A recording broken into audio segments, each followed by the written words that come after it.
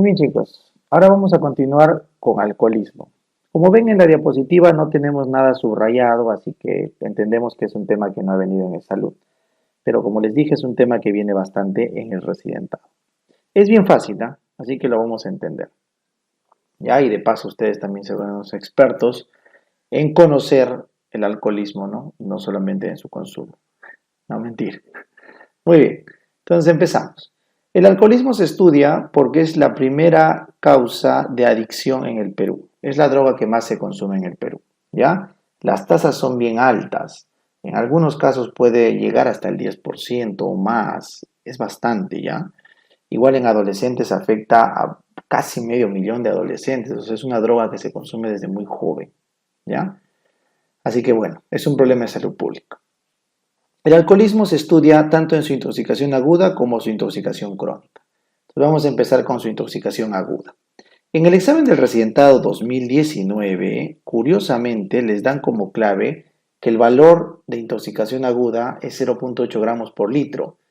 Pero no es del todo cierto porque el valor legal es 0,5 gramos por litro. El valor legal. Y el valor máximo para decir que estamos en intoxicación aguda en el rango inicial es 1. Entonces, entendemos que 0,8 es como que el promedio, pero no me queda muy claro ese dato. Lamentablemente es una pregunta de CONAREM y por eso tengo que ponérselas, pero yo preferiría poner 0,5. ¿Ya? 0,5 gramos por litro, ese es el límite legal para decir que hay una intoxicación aguda por alcohol. Entonces, vénganse acá. ¿Qué ocurre en una intoxicación aguda por alcohol? Miren, cuando nosotros consumimos alcohol, no se olviden que el alcohol es un depresor.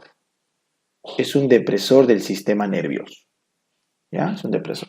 Por lo tanto, el paciente o la persona que se intoxica va a tener una disfunción a predominio de la inhibición o de la depresión de una serie de funciones que pueden llegar hasta el coma y la muerte por paro respiratorio.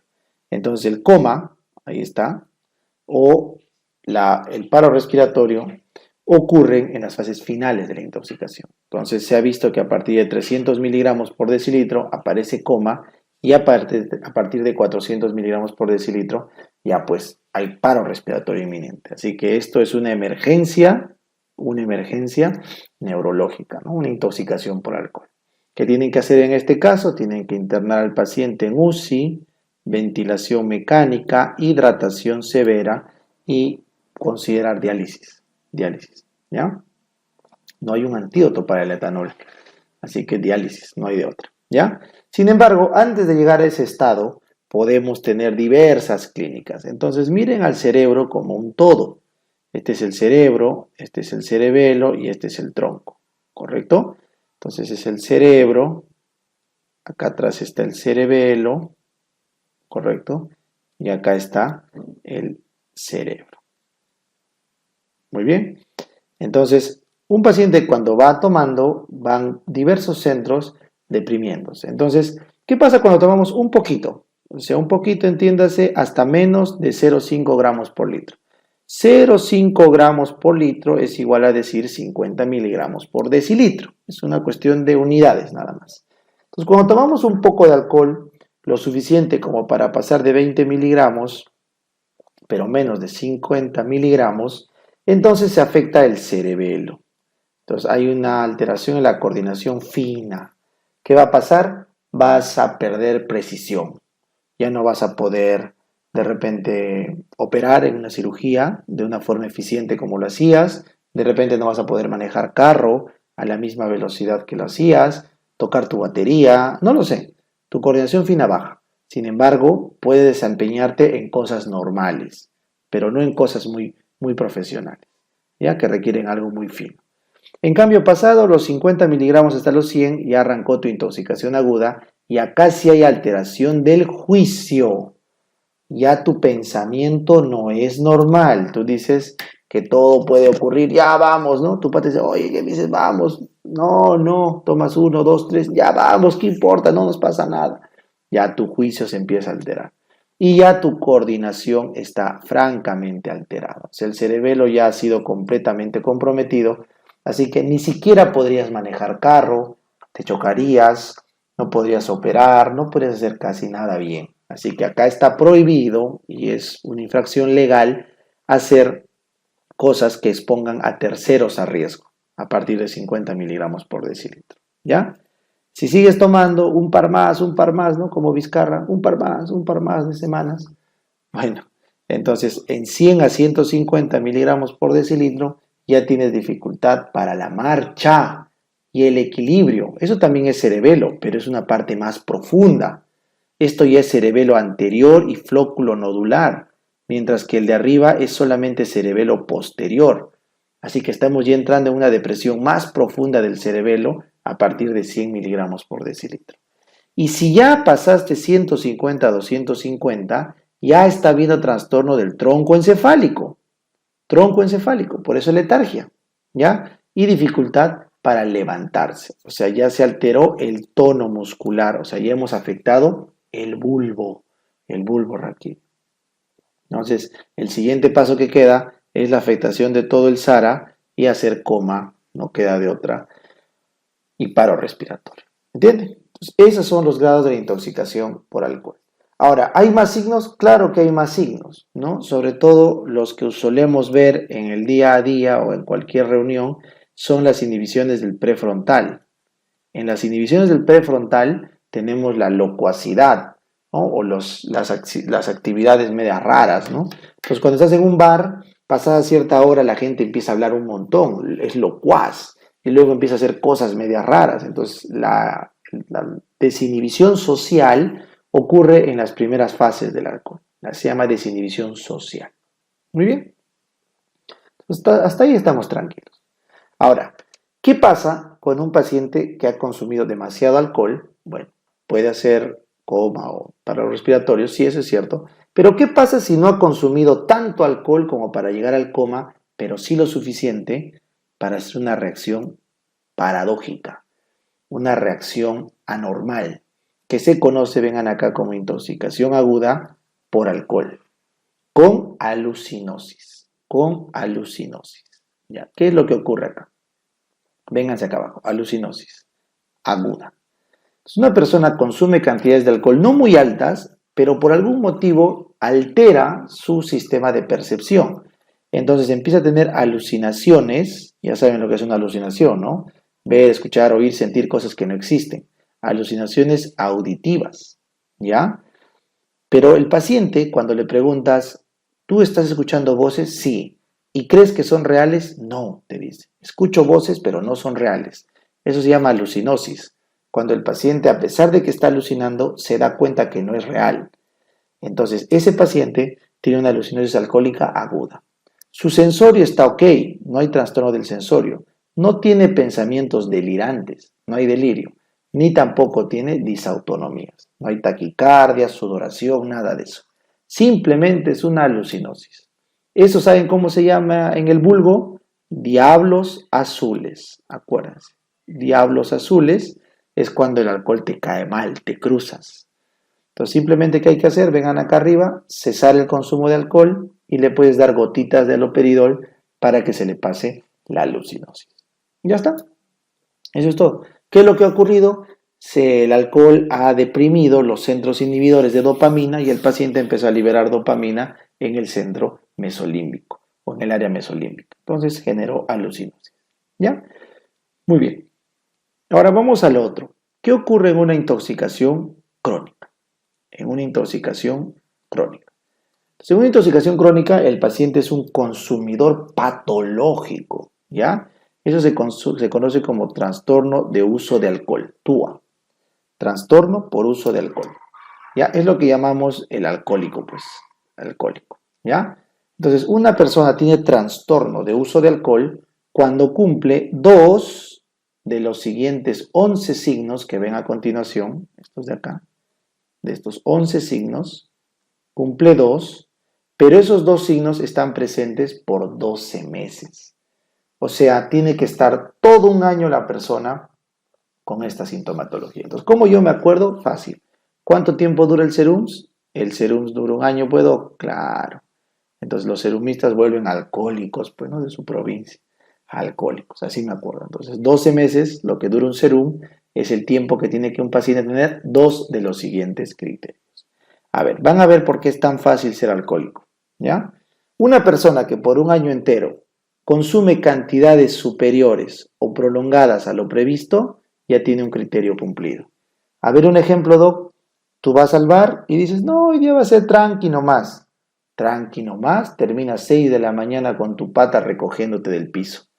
No fuiste por eso, pero terminaste así. ¿Ya? Eso es un criterio. El paciente tiene deseo de abandonar. Mientras está sano, dice, debo dejar el alcohol. Ese es otro criterio. Se invierte mucho tiempo durante la semana tratando de conseguir la droga. Está ahí buscando qué fiestas hay, qué reuniones hay, va juntando para las previas, que no sé cuántito, y pierde tiempo en eso, es otro criterio. ¿Ya? Hay un deseo elevado por consumir. La persona siente, eso se llama craving, siente la necesidad de consumir su droga. ¿Ya? Hay incumplimientos con el trabajo. Oye, no hemos entregado la tarea por tomar. Oye, mira, no le he dado mi informe al jefe del establecimiento por tomar. Ah, pero no importa, porque me he ido a tomar con él, no me va a perdonar. Ya, esas conductas que, bueno, si no lo has escuchado hasta ahora, lo van a escuchar después, son típicas de personas alcohólicas. ¿Ya? Alcohólicas. Sexto, hay un consumo continuado. No para el consumo. Constantemente va consumiendo cada semana, todos los meses. ¿Ya? Hay abandono de actividades, sobre todo familiares, incumplimientos familiares, laborales. ¿Ya? ¿Ya? Entonces, lo que hemos visto acá son incumplimientos de tareas concretas. ¿Ya? Acá es abandono de actividades que la persona suele hacer. O sea, la persona puede trabajar y cumple, eso es un criterio, pero otra cosa es que deje por el alcohol de hacer cosas. ¿Ya? Riesgo físico por consumo. Cualquier persona que maneje carro estando borracho y no se da cuenta o dice, no, no pasa nada, es una persona con criterio de alcoholismo, porque se expone a riesgo físico. ¿Ya? Es una persona que sigue con el consumo a pesar de que sabe que le hace daño. O sea, ya se dio cuenta que le hace daño, pero no puede parar. No puede parar. Una vez que se da cuenta y no puede parar, ese es otro criterio. Y finalmente el 10 y el 11, que son los más importantes desde un punto de vista biológico, la tolerancia y la abstinencia. Se entiende tolerancia como una persona que necesita mayores cantidades de alcohol para conseguir el mismo efecto o una misma cantidad le da efecto reducido. ¿Y cómo te das cuenta? Por esto. Vénganse acá. Si una persona con más de 100 a 150 en ese rango no tiene alteración del equilibrio, entonces ya es tolerante. Y si ha pasado de 300 miligramos y no está en coma, ya es tolerante. Así que uno puede sacar la tolerancia porque su alcoholemia no correlaciona con los signos normales que debería tener. ¿Ya? Y finalmente, ¿qué es la abstinencia? La abstinencia, chicos, es un aumento de actividad noradrenérgica y dopaminérgica porque le ha suprimido el consumo de alcohol. Y eso es fácil de entender. Recuerden, el alcohol es un depresor. Entonces, si yo te quito un depresor, ¿qué va a ocurrir? Te vas a excitar, ¿correcto? Pero para que esa caída del depresor tenga efecto clínico, tiene que pasar un tiempo. Entonces, después de un tiempo de dejar el alcohol, un tiempo X, empieza a elevarse la noradrenalina y eso nos da clínica ¿de qué? Del simpático, pues, ¿no? Y se empieza a elevar la dopamina y eso nos da clínica psiquiátrica, ¿correcto? Entonces tenemos lo que se llama síndrome de abstinencia. Esto que están viendo acá, ¿ya? Entonces vamos a conversar del síndrome de abstinencia. Si un paciente es un alcohólico que tiene estos criterios, pero no cumple muchos es 4 a más, entonces vamos a decir que es un alcohólico leve. Entonces cumple hasta 3 criterios. Entonces cuando le quitas el alcohol a un alcohólico leve, va a tener abstinencia menor o minor. ¿En qué consiste, Doc? Consiste que 6 a 36 horas después de la abstinencia, o sea, después del último trago, aparece clínica del sistema nervioso autónomo, de la noradrenalina elevada. Aparece temblor, ansiedad, taquicardia, anorexia, pero su sensorio está ok, porque no hay un problema de la dopamina ni de la conciencia, simplemente es aumento simpático. ¿Ya? Muy bien. Si ya no es una abstinencia menor, sino es una abstinencia mayor, o sea, un alcohólico severo, Entonces, a partir de las 4, ya a las 48 horas, acá, 4 a 48 horas, ya puede aparecer convulsiones, ¿ya? Ya pueden aparecer las convulsiones. Entonces, acá los pacientes que ya están más o menos hacia el día 2, pueden ya tener convulsiones. Son tónico-clónicas generalizadas, con fenómeno posictal corto y no tiene estatus. Son como las convulsiones febriles. Tónico-clónicas generalizadas, con fenómeno posictal corto y no tienen estatus. No tienen estatus, ¿ya? Y luego, pasadas las 48 horas, pero principalmente a partir de las 72, ese es un buen dato, ¿ya? Pasadas las 48 horas ya hay riesgo de hacer delirium tremens, pero lo usual es que sea el tercer día. Entonces, la mayoría de pacientes hacen delirium tremens hacia el tercer día, pero lo podemos encontrar desde las 48 horas, ¿ya? Entonces, el delirium tremens sí es un trastorno severo por elevación de la dopamina. Estos pacientes hacen delirio, eso es pensamiento irracional, delirio, agitación, aumento de la dopamina en el prefrontal, ¿ya? Sin embargo, a este aumento dopaminérgico también le sigue un aumento noradrenérgico que estaba viniendo de antes, por eso sigue con taquicardia, hipertensión, fiebre y diaforesis. Así que lo que tiene un paciente con delirium tremens es justamente eso, una exacerbación de los síntomas, tanto dopaminérgicos como noradrenérgicos. ¿Está bien? Entonces, esto sí es una emergencia psiquiátrica. Esto es una emergencia que requiere un tratamiento especial. Vengan acá arriba, el delirium tremens se trata con medidas de soporte en UCI, se le da benzodiazepinas para calmar las convulsiones y el delirio, se le da vitaminas, sobre todo vitamina B1, y se le da magnesio.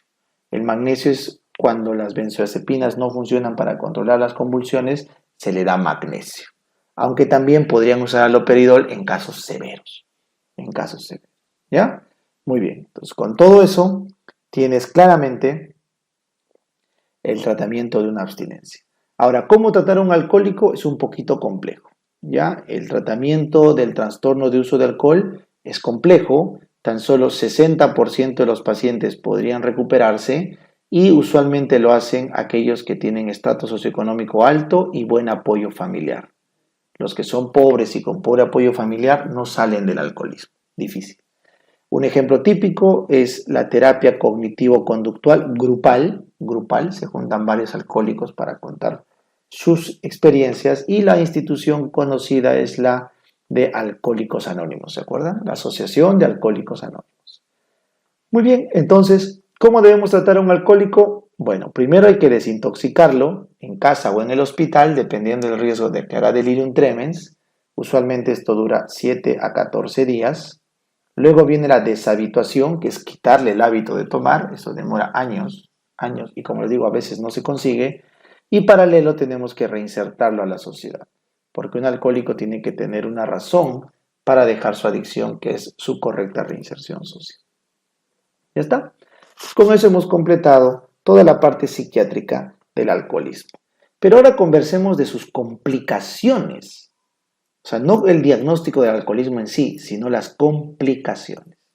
Entonces, vengan acá a la izquierda, las complicaciones de los alcohólicos pueden ser psiquiátricas, neurológicas, cardiológicas, gastroenterológicas, endocrinas, etcétera, etcétera, etcétera. El alcohol es un oxidante que hace daño a todo el cuerpo. Pero nos vamos a concentrar en los trastornos psiquiátricos y neurológicos. La psicosis de Korsakoff es un paciente que por alcoholismo crónico ha tenido una caída crónica de vitamina B1, entonces hace una demencia con amnesia y confabulación.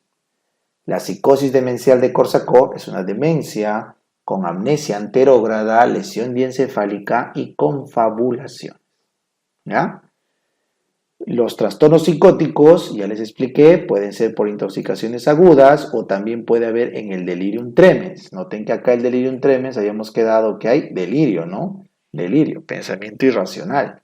Así que el trastorno psicótico puede ser las alucinosis agudas o el delirio con alucinosis del delirium tremens. Así que hay dos momentos para trastornos psicóticos.